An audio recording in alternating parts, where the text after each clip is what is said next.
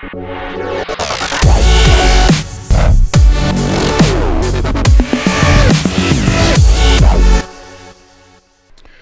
folks, Tim Newman with Softlight Studios coming to you once again from Columbus, Ohio, where we in Ohio are still on lockdown like most of the rest of the nation right now due to this coronavirus pandemic that's happening. On one hand, I'm glad you're joining me tonight for another video, and I'm certainly happy that I can bring you some more content and hopefully provide you a little bit of distraction during this time.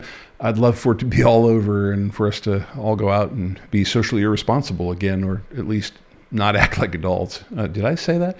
At any rate, I had some questions last night about guide layouts from our collage exercise, so I wanted to cover that real quickly and show you some of the things in there that I thought were pretty cool. So here you go.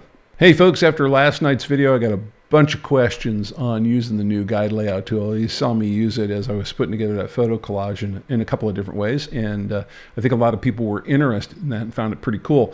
I love the guide layouts and the new guide layout command in Photoshop. I use it to do a ton of stuff. Frames around pictures when I'm going to print them, or borders, or laying out mats that I'm going to put over a picture just to kind of visualize how it's going to be in advance of printing and cutting, laying out posters and documents, even web content.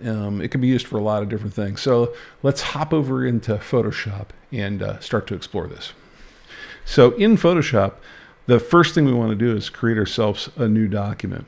And I think for this new document, the easiest place to start off here is with a print size document, like we were actually going to print something on paper.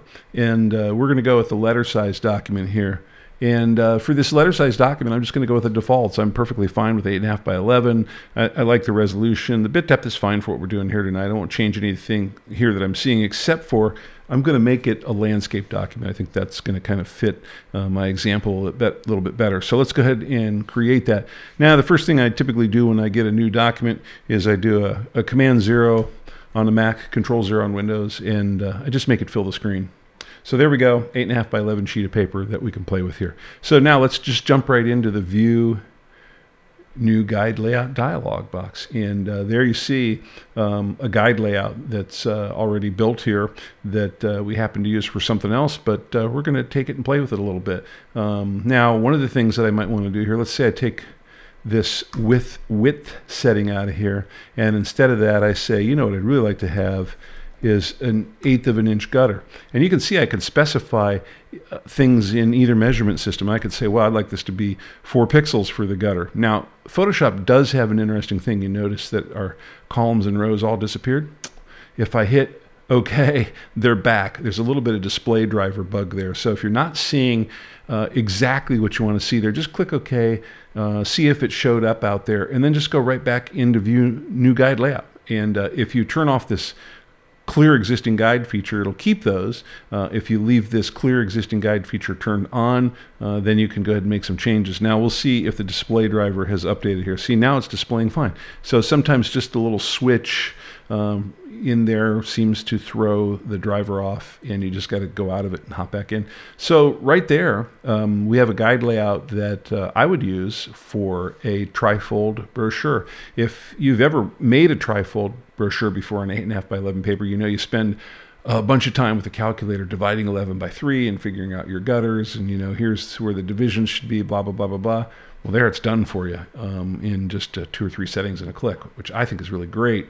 Now, let's say that I was going to do this as a 4-fold brochure. I'm not saying I would, but I want you to see an example here. So I'm just going to change this to 4 columns, right? So I could, you know, fold that sheet of paper in half and then fold it in half again lengthwise, and we would have 4 folds in there. Now, the reason I'm showing you this is because I want to save this, and you can see I've already got one preset here for trifold brochures.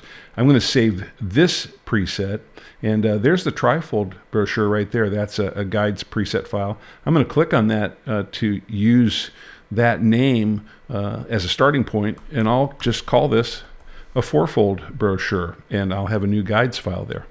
And that's now saved there in my custom layout, and I can easily switch between the two. There's the trifold, there's the 4-fold.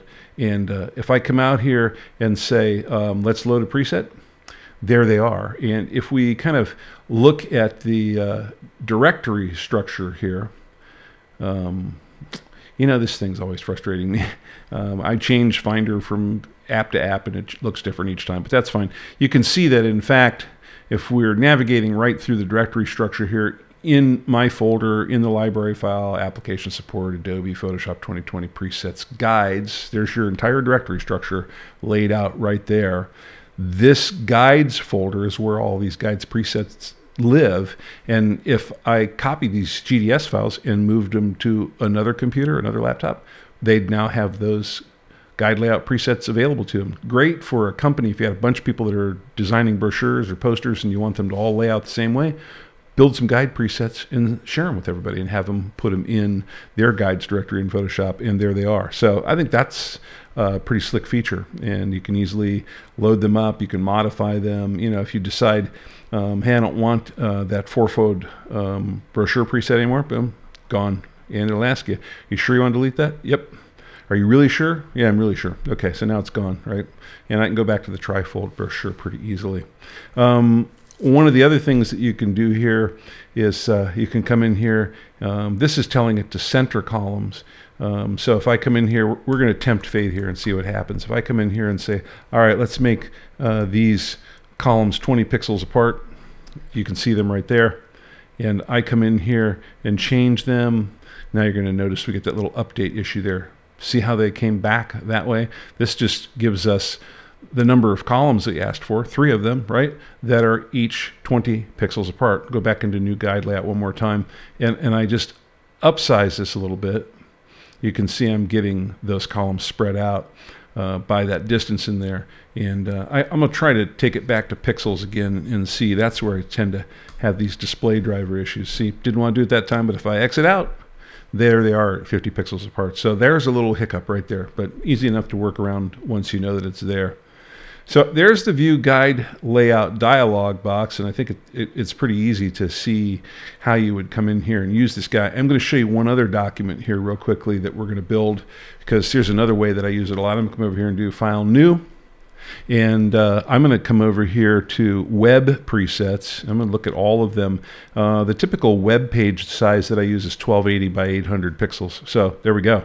There's what my average web page looks like. Now, they're typically longer than this, but that's okay. We don't care about length for layout. We care about width.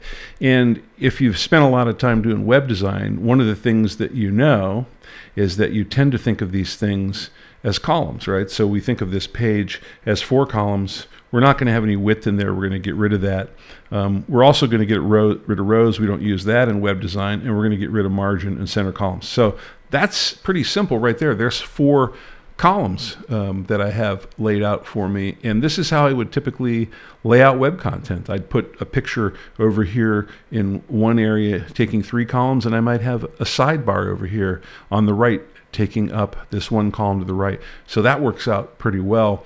I'm going to hop back over to this other document here real quickly. I'm going to show you a couple of other features that I really like about the guide layouts, and that's how things snap to them. Now, in order for things to snap to them, you need to make sure that both snap is turned on and then the individual snap feature that you care about is turned on as well. So if snap is off, none of these snap points down here work at all. But if snap is on, that whichever one of these is clicked will work. So you can see right now, in what's active at the moment, we're both snapping to guides and a couple of other things, and to the document boundaries. Those are the 2 that we really care about at the moment. We don't have a grid up, and we don't have any layers that we're contending with at the moment. No slices either, which is another more advanced way of dividing up page content. But guides and document bounds, we definitely have both of those turned on, and we're snapping to those. And so we're going to come back out of here. And if I grab the rectangular marquee tool, real easy to see that I don't have to concentrate a whole lot to make that rectangular marquee fit into that area. It's perfectly snapping to that. And if I come over here and want to draw one over here, perfectly snaps to that. Works really, really well. I could even come in here and drag a little one in the middle, and you can see perfectly snaps to that. So I really like the way that all of the tools here that use snap coordinates snap to these guides. I can also start, and this one kind of throws people a little bit, a selection or marquee, for example, from a starting point, but you'll notice it always draws out from where I start the cursor, and you're thinking, well, I'd really love to have that be the center. Well, center is pretty easy.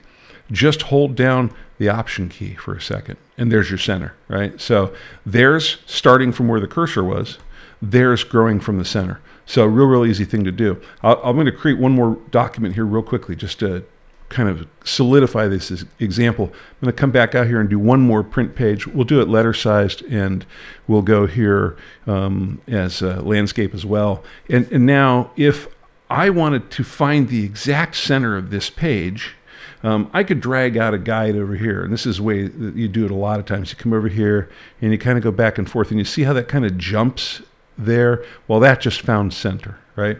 And you can do that also coming from the top. So you see as we come down here, all of a sudden that'll jump, and there's the center. Now I'm going to throw those guides out. You can see I can just come over here. I can go with the move tool. I can grab a guide and I can take it to the ruler and toss it. And I'm going to come up here and I'm going to do a view new guide layout here. And I'm going to simply go with 2 columns, and I'm going to go with 2 rows, right? And we're going to take the gutter out of here. We're also getting the document boundaries. Let's get rid of our gutter. There we go. That's exact center. And if I wanted to draw a circle off of this exact center, no problem. I go to the elliptical marquee tool and I start here, and you're like, well, you know, we started from the cursor point again, but here's our Option key. There we're exactly centered. Now I said I wanted to draw a circle. Anybody that's used the elliptical marquee tool any period of time knows that adding in the Shift key is where we get the perfect circle. So that's pretty cool right there. I definitely like that. With the document bounds snapped turned on, I can easily grab, say, the rectangular marquee tool, and I can come over here, and there's the entire boundary at the outside of the document selected, and it snaps to those document boundaries really well. I'm going to just delete that. I'm going to come up here and turn snap off, and you notice if I come up here and I try to snap up here again, it doesn't snap to that corner anymore, right? So that's something you got to keep an eye on. Now there's sometimes that may be handy, you know, maybe I do want to start right here and I don't want to snap to the middle. So the ability to turn snap on and off is also handy, but remember that impacts the potential accuracy of the guides as you're laying them out there. So there's the new guide document tool there. Let's hop back out to full screen mode here for a second. So grab the right button here to do that and wrap this up. I think the new guide layout tool, you have to agree, is really pretty cool. There's a lot of functionality in it, and there's a lot of different ways to use it. If you don't turn on that clear existing guides feature, you can actually do one guide layout and then create another guide layout right on top of it and have the two working together. It is possible to get too many guides out there at one point in time, and you'll notice when you do that, because you'll be like, hey, which guide goes where, and you'll start to get confused. But just go in there and clear them out. Like I said, with the move tool, with that active, you can grab a guide, drag it off the document. If you drop that guide on the ruler, it goes away and it's not in your way anymore. So there you go, the new guide layout tool and the using guides in Photoshop. So hope you enjoyed that video and you found it useful. Hopefully everybody's staying inside and staying safe, and we're trying to kick this coronavirus thing in the butt, and we're all one big giant team working towards that goal. So stay healthy, stay smart, and I'm sure we'll see you back here tomorrow with some additional videos. Keep you entertained. Have a good night.